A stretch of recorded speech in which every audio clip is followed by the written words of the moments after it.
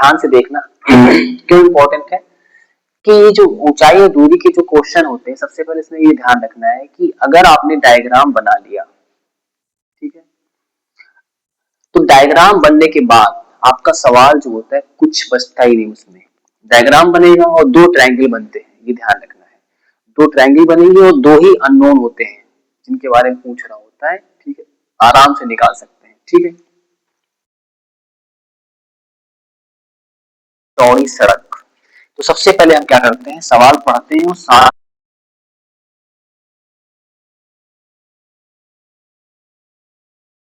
लेते हैं। मान लेते हैं ये सड़क आपकी है, ये ऐसे बना दी, मतलब इस तरीके से रोड ऐसे बनी है, अब ऐसे इस तरीके से, ठीक है ना, ये 80 मीटर चौड़ी है, 80 मीटर इसकी चौड़ाई है, ठीक है। थोड़ा सा कॉमन सेंस भी लगता है, ध्यान रखना है, सवाल जब लगाओगे थोड़ा सा कॉमन सेंस लगता है, ठीक है। के दोनों ओर आमने सामने समान ऊंचाई वाले दो खंभे लगे हुए हैं, ठीक है। इसी सड़क पे एक खंभा हमने इधर बना लिया, ठीक है, और समान ऊंचाई के दे रखा है, आमने सामने बिल्कुल है, एक खंभा हमने यहाँ बना लिया, ठीक है, ऐसे बना लिया। तो चाहो तो नाम रख लो, इस खंभे का नाम रख लो ए बी, इस खंभे का नाम रख लेते हैं सी और डी, क्लियर। आगे देखते हैं क्या कह रहा है, कह रहा है इन दोनों खंभों के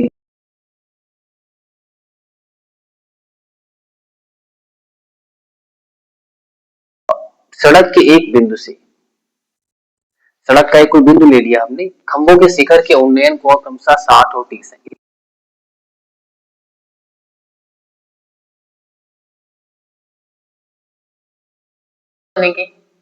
तो थोड़ा सा कॉमन सेंस यहाँ पे इसी बात का लगेगा कि उन्नयन कोण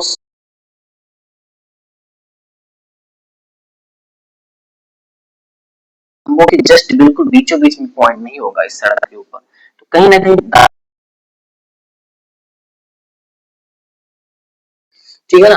तो यहां से एक उन्नयन कोण बना,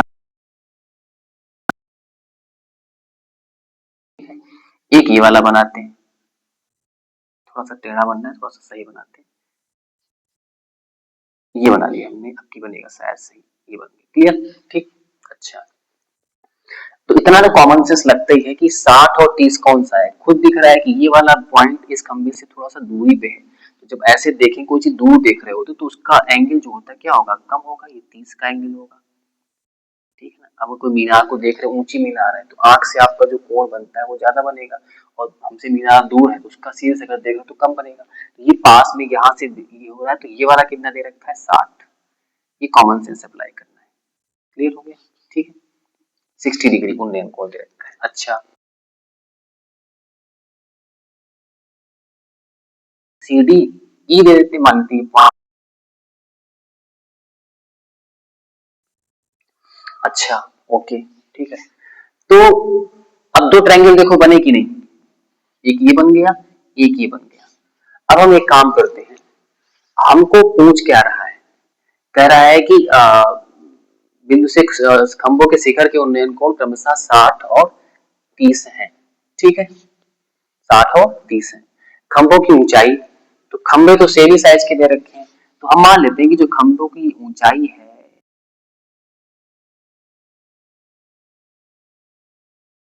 जरूरी नहीं कि स्मॉल ही मानो या कैपिटल मानो, जो भी मर्जी है, स्मॉल एच है, तो ये एच है तो ये भी एच ही होगा, क्योंकि हमको गिवन है कि खंभे जो है समान ऊंचाई के, ठीक है, इसका भी हमने एच मान लिया, क्लियर।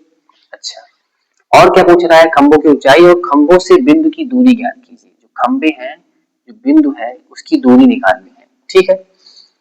तो हम क्या काम क्या करते हैं, तो मान लेते हैं कि इस ए बी खंभे से इस पॉइंट की दूरी हम मान लेते हैं कितनी, एक्स मान लो, यहां से यहां तक की डिस्टेंस कितनी हमने मान ली, एक्स, ठीक है ना। इसको चाहो तो वाई मान सकते हो, लेकिन हम नहीं चाहते हैं कि और तीसरा हमारे पास कोई अननोन आए, ठीक है ना। तो हम क्या करें, ये पूरा यहां से यहां तक की दूरी कितनी है, और ये एक्स है, तो ये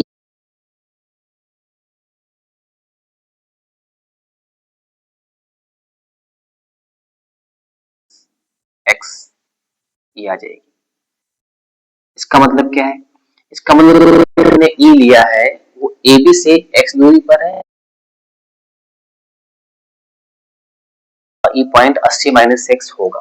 ठीक है, यही पूछ रहा है। अगर हम एच का मान निकाल लें तो हमको खंबे की ऊंचाई मिल जाएगी, खंभों की ऊंचाई मिल जाएगी, इसकी मिलेगी तो वही सेम इसकी आ जाएगी।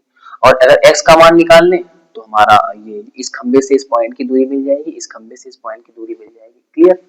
तो ये सवाल आपका हो गया है। अब कुछ नहीं करना है, एक बार इसको ले लोगे त्रिभुज को, एक बार इसको ले लोगे। ठीक है ना? तो लंब और आधार, लंब और आधार, लंब और आधार किसमें होते हैं? ये तुम्हारे होते हैं tan में। ठीक है, तो हम क्या करते हैं, त्रिभुज ए बी ई में, ए बी ई में, ठीक है, tan 60। tan मतलब क्या होता है? tan होता है लंब बटे आधार। लंब कितना है, इसको चाहो तो ऐसे लिख सकते हो, ए बी बटे बीई। ए बी कितना है? एच है। बीई कितना है? एक्स है। ठीक है, तो tan 60 का मान होता है कितना है? कितना होता है tan 60 का मान? tan 60 का मान होता है अंडर रूट 3। ठीक है, equal to H upon X. तो डिवाइड करो 1 से, इसकी बटे में कुछ नहीं होता है, 1 होता है। तो क्रॉस मल्टीप्लाई करो तो यहां से h का मान आपका आ जाएगा कितना? Under root 3 X. ये आ गया। ये इक्वेशन नंबर 1 हमको मिल गई। ठीक है, ठीक है। अच्छा, अब हम काम क्या करते हैं, अब एक बार ट्रायंगल ले लेते हैं। ट्रायंगल, ट्रायंगल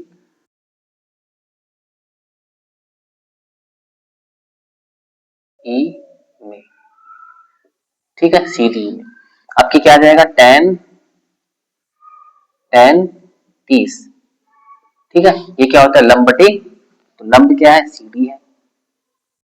आधार कितना है? ठीक है, सी डी बटे डी, इतना आ गया। तो tan 30, tan 30 का मान होता है 1 upon under root H. D कितना है? 80 माइनस एक्स। क्रॉस मल्टीप्लाई करो, 80 माइनस एक्स बराबर एच अंडर रूट 3। ठीक है, तो ये इक्वेशन नंबर 2 आ गई, इक्वेशन नंबर 2। ठीक है, तो अब हम क्या करते हैं, अब यहां पे देखो, अगर हम h का मान इस समीकरण 1 से उठा के इसमें रख दें तो हमारा काम हो जाएगा। ठीक है, तो यहां पे क्या करेंगे, h का मान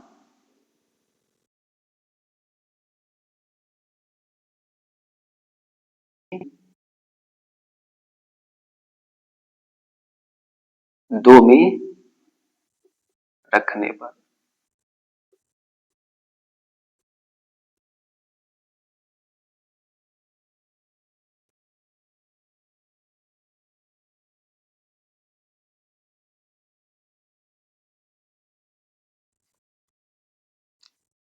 अंडर रूट 3 एक्स, और अंडर रूट 3 ऑलरेडी यहां पर था। अंडर रूट 3 का मल्टीप्लाई जब करोगे तो कितना आ जाएगा? 80 माइनस एक्स बराबर हो जाएगा 3x। ठीक है, ये मल्टीप्लाई कर दिया आपने, इसको इधर लेके जाओगे, 80 बराबर कितना आ जाएगा? 3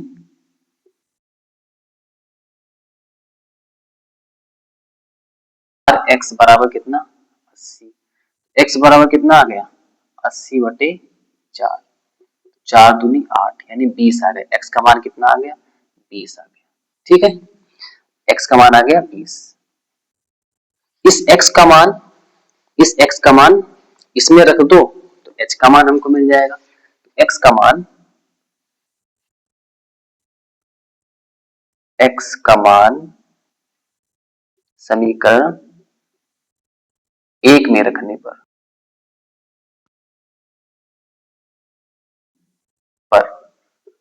समीकरण 1 आपका ये है, तो h बराबर क्या है? Under root 3x। ठीक है, तो ये आ जाएगा,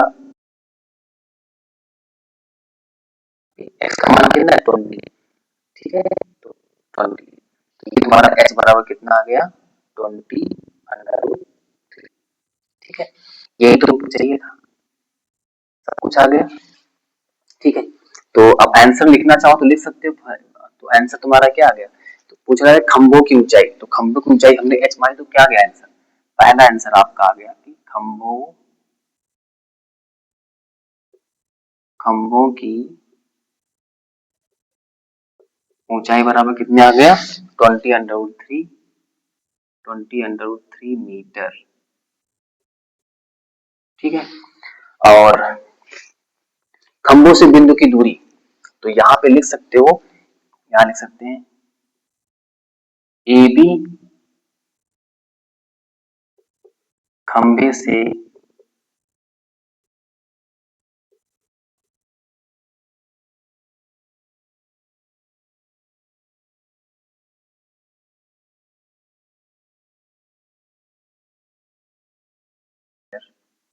ये आ गया।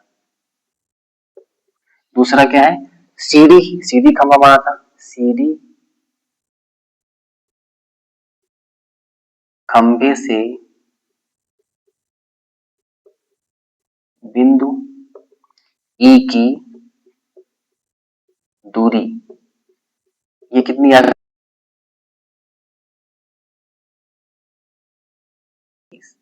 तो कितना आ गया 60 मीटर, ये आपका आंसर आ गया पूरा सेटअप, ठीक है।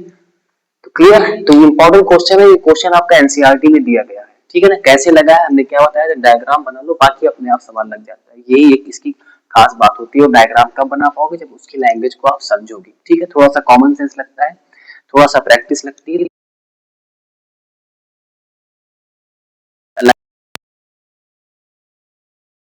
इसको देख सकते हो, ठीक है। तो थैंक यू फॉर वॉचिंग, अगर आपको वीडियो अच्छा लग रहा हो, हमारी वीडियो आपको पसंद आ रहा हो, आपकी हेल्प हो रही हो, तो डेफिनेटली आप सब्सक्राइब करो, शेयर करो, और जितने ज्यादा लोगों को आप शेयर करोगे उतना उन लोगों का बेनिफिट होगा। Thank you very much.